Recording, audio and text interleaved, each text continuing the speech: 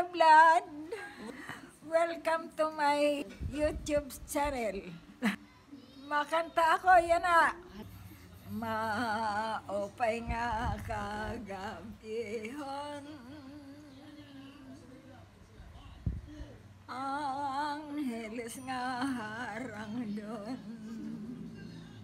Kung magkakanta ako ngayon. Hi, welcome back to my channel. For this video, I'm going to share about Lola Panya because it's her birthday. It's her 86th birthday and we celebrate her. At parte ng pag-celebrate natin sa kanya, sa buhay niya is to talk about yung impact na meron siya sa buhay ko, sa buhay naming mag-asawa, at sa buhay ng mga taong nakapalibot sa kanya. Na hindi niya alam na kahit ganyan yung situation niya ngayon, na hindi na siya masyado nagsasalita, na madalas less interaction na lang yung meron siya sa amin, is meron pa rin siyang nagagawa sa buhay namin.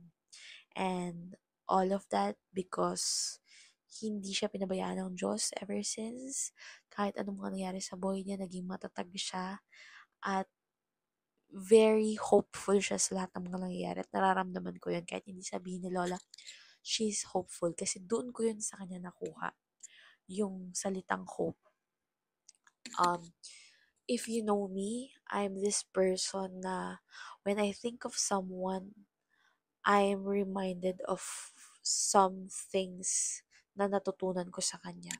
Like for example, sa lola ko, si Lola Siling, when I think of her, I am reminded of the word joy.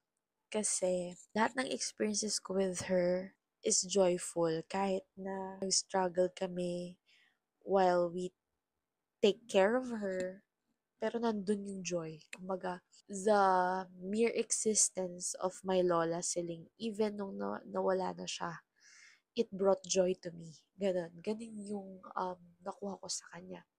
As for Lola Panya naman, when I think of her, when I look at her, kahit marinig ko lang yung pangalan na Lola Panya, naaalala ko, I am being reminded of the word hope.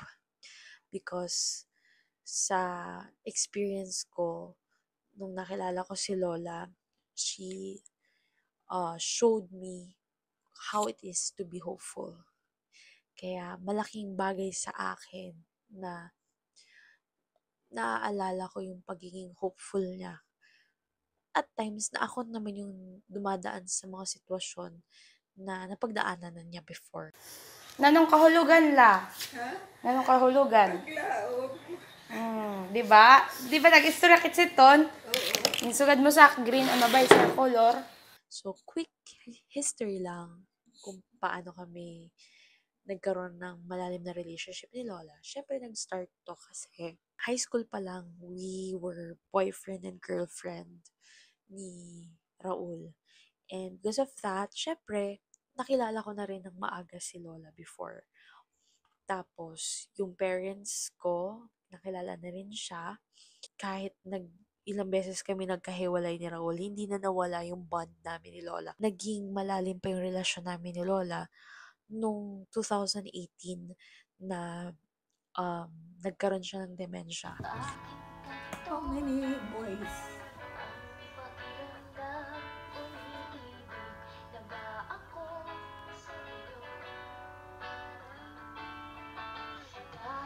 You, how many girls you? Girls. Huh? Oh, very cute.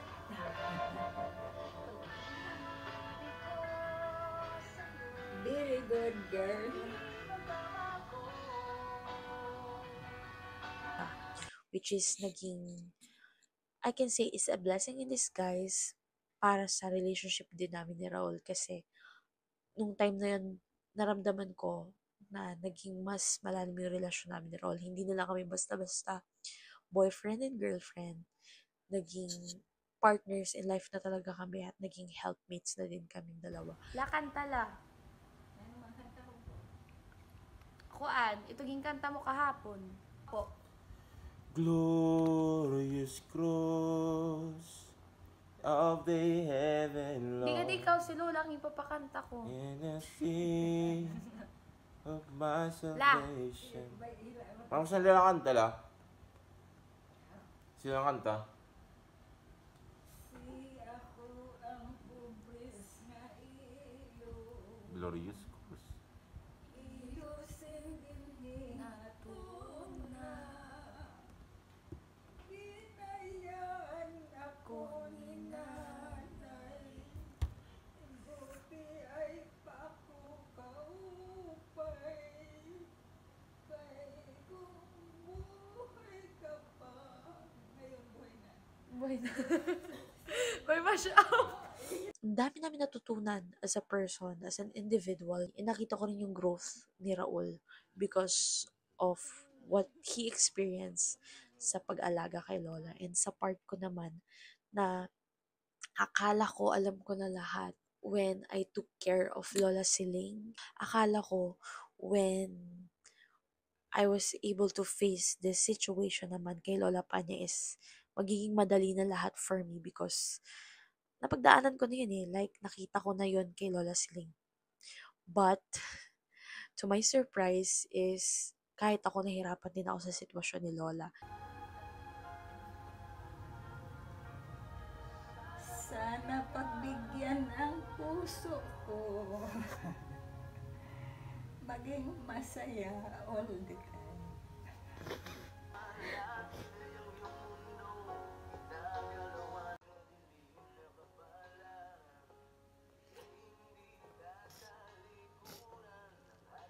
Siyempre, involved din kasi si Raul sa part na yun. Kung nahirapan si Raul, nahihirapan din ako for him kasi nakikita ko yung struggle niya. But, all of these things talaga is nakukonsider namin mag-asawa as blessing. Kasi, parang nag-grow din kami as a person because of these experiences. Now, we are really grateful. Although, syempre, it's sad kasi nakikita rin namin na nag-iiba si Lola, iba na rin yung itsura niya, iba na rin yung kumbaga hindi na siya kagaya ng dati na lagi namin nakakausap. But we're grateful na at her age, at this age, 86 years old, is malusog siya and kahit ganyan yung sitwasyon niya, maayos yung kalalagayan niya. And we're so grateful that we were given the opportunity, hinihiling namin, which is pinagdasal lang namin talaga ni Raul dati. Siguro mga 2023, nung ilang beses na ospital si Lola na sabi namin, Lord, ayaw namin ng ganito na nadedehado si Lola. Kailangan pa namin manlimos o nahirapan sa mga paggastos ni Lola. Sabi namin, Lord, if yung blessing na kailangan ni Lola, ipinapadaan mo sa mga tao na nahihirapan magbigay, please, sa amin yun na lang po ipadaan. Kasi sabi namin, kami ni Raul, willing kami ibigay kay Lola yun. Like, walang hesitation. Willing kami ibigay kay Lola yun. Ganun yung prayer namin. Kaya nung dumating siya, talagang sunod-sunod na yung biyaya na binigay ng Diyos sa buhay namin. And we're not saying this because we were expecting it na mangyari sa buhay namin kasi ang dami rin nagsasabi na it's a blessing ng mga alaga sa parents and grandparents kasi babalik yung biyaya. We're not saying na because of that, kaya kami pinagpapala ngayon. Kasi what we did to Lola is out of love. And I can see it talaga kay Raul na hindi niya yung ginagawa out of utang na loob. Kasi bound lang sa pagpapalaki sa kanya ni Lola and all. I see it na because out of love. Simply just because of love. Kaya ginagawa niya yon. Kung bakit nagagawa ng mga apo ni Lola na mga lagas sa kanya at mag-support sa kanya. Because out of love. And nakikita ko yon. Kaya we are really blessed that because of this love, and I know that this love is coming from God, yun yung bumuo sa pamilyang to. And yung love na yun talaga, dumalo yun sa pagkatao ni Lola. Tapos nag-spread sa aming lahat. Kasi feeling ko si Lola talaga yung naging center point nung love na yon. Kumbaga, from God, binigay niya yung love na yon kay Lola. Tapos si Lola, binahagi niya sa amin. Kaya lahat kami na nagmamahal sa kanya, nagtutulong-tulong para tulungan siya, para ibalik sa kanya yung pagmamahal na binigay niya sa amin. Kasi sabi ko, um, may mga times na sukong-suko na ako dati sa relasyon namin ni Raul. Kasi hindi na kami nagkiklik ah, as partners. Pero dahil kay Lola, parang pinagtitibay kaming dalawa. Parang nawala yung mga personal issues namin sa isa't isa. Like, yung issues namin as boyfriend and girlfriend. Parang nag-focus na kami sa priority, which is yung priority namin, naging si Lola la. So, kaya namin naging priority si Lola dahil mahal namin si Lola. So, parang dahil sa pagmamahal na yun, pinagbuklod kami, pinagsama kami. And hindi lang kaming dalawa, kundi pati yung mom ko, tapos sila nanay, yung nanay ni Raul, tapos yung mga kapatid ni Raul, tapos yung mga asawa din ng kapatid ni Raul. Tapos kaming lahat pinagsama-sama talaga kami ni Lola, kaming mga um, parehas din kami ng mga pinagdadaanan. Kami yung mga taong nagkakaintindihan sa bawat isa. Pinagsama-sama kami ni Lola lahat sa isang lugar. Tapos kumbaga parang etong lugar na to kung saan kami nagkasama-sama, parang naging lugar siya ng blessing. Kumbaga dito dinaloy lahat ng blessing. Kumbaga lahat kami pinagsama-sama ng Diyos dahil din kay Lola. So parang we're so blessed for this wonderful experience that we have because of Lola. And we're really thankful for that. Kaya we celebrate her life. Nano ito? Kausay mo lang. Ay naman. Hindi ka sa wala. Ulit Lola. Dali la, upayon ta ang buhok. Okay. Kay sugaro Oo, na. ako ba yun? Ay hindi, Lola. Si Kuan iton, si Rosana Roses. Okay? Tala, tala, tala. Lola, nanong aran sa niyong best friend? Sandyan.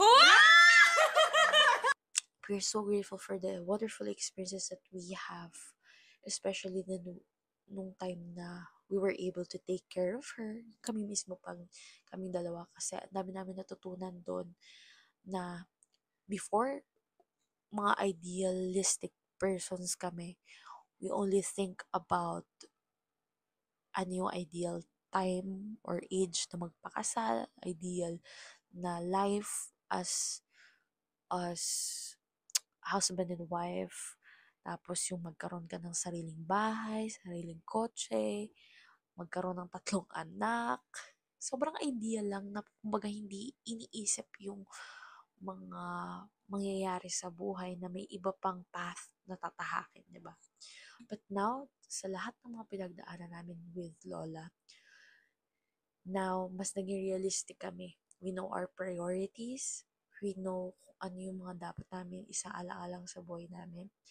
And most importantly, we do not take control of things that we cannot control. Kumbaga, like pandemic, hindi namin makontrol yung pandemic, kung ano nangyari sa buhay namin. Kaya, ang nangyari, kami yung nag-adjust sa situation. And yan yung mga natutunan namin. Like, for example, kay Lola, we did not expect na mangyayari kay Lola yung mga nangyari sa kanya in the past. Yung nagka-dementia siya sa Samar, and then ilang beses din rin siya na hospital dito sa Manila. We did not expect all of those things. But we were able to cope kasi inaccept namin yung mga sitwasyon. And just from accepting those things, doon kami kumilos kung ano yung magagawa namin at kung ano yung mga dapat namin gawin. And from that, we learned na kahit sa sarili namin mga decisions as husband and wife, sa mga plans namin, sa buhay namin, kung ano man yung dumating sa buhay namin, we just accept it and face it together. Kaya nga, nung sinabi ko sa mga vlogs ko before na I consider my husband not just a soulmate but as a helpmate because ever since pa lang, because of what we experienced kay Lola, nakita ko na nagtulungan kaming dalawa. We helped each other. We both needed the help and we helped each other. And inalaw yun ng Diyos na mangyari kasi alam niya na this way, mabubuo kami at mas magiging mas matibay yung relationship namin. Kaya malaking bagay talaga yung presence ni Lola doon sa mga nangyayari sa buhay namin. Malaksi. Kung alam kong darating ka, hindi na rin sana. Wala man tukar. Yan. Da-da-da-da-da-dan. Tadan tan tadan. Tadananananan. Tananananan. Tananananan. Tananananan. May paineta pa siya. May suklay pa man din. Uy! Ayan. Aninimpit nga gin. Kalipayan sila. Nanay tatay. Pati kabugto. Lola reminded me to be hopeful. Kasi nung dati, nung nasa Samar pa kami, halos araw-araw kami nag-usap ni Lola. 2018, nag-aaral pa ako sa Samar. Lagi ako dumadalaw sa kanila. Ang dami niyang kwento sa akin mga pangyari sa buhay niya. Sobrang tragic din talaga. Imagine growing up without a mother. Mayroon ako ikukwento sa inyo. Alam niyo, nung maliit pa ako, naulila ako, ang nanay ko, 36 years old nang namatay. Tapos, nung namatay siya, I am 10 years old.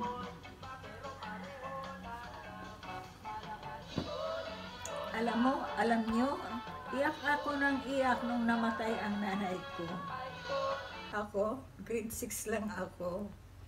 Hindi ako magkukwento ako ng yung mayroon English na baka yung English ko hindi pa tama.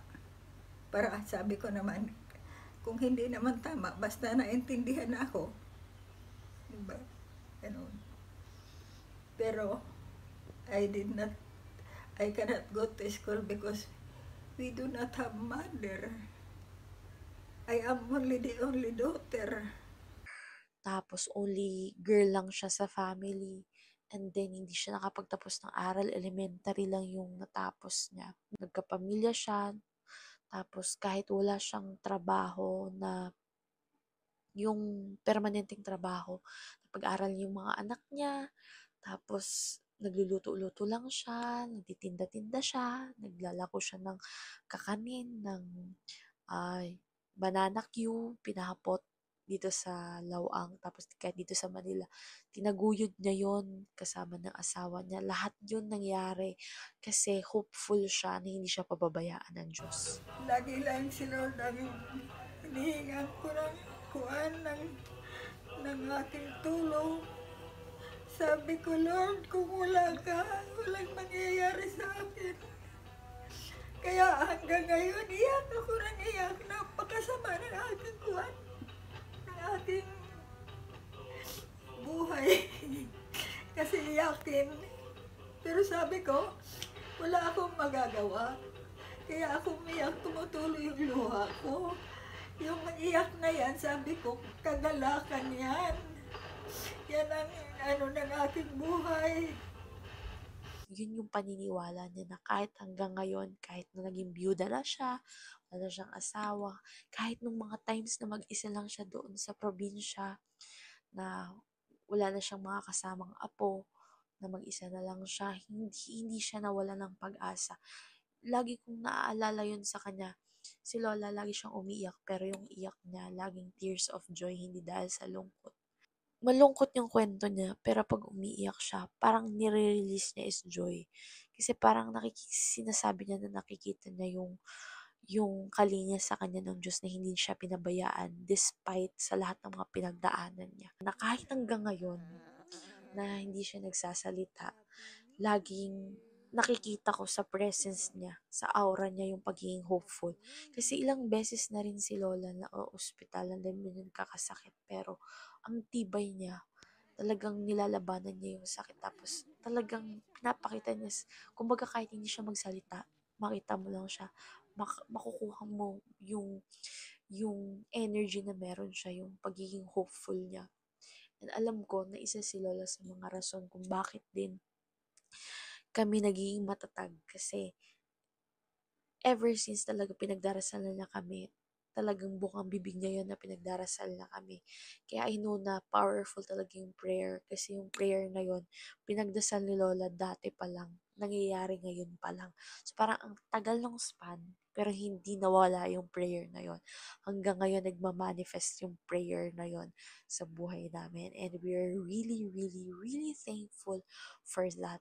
Ito yung mga learning na talagang panghahawakan namin hanggang sa pagtanda namin, and we've changed and we've seen ourselves grow talaga in the process. Kaya we're really grateful for Lola for that. Now that we celebrate her day, just wanted to dedicate this video to her just to show how wonderful it is to be loved and to be cared for by someone named Lola Panya. Anong message ko? Anong masasabi mo sa birthday niya?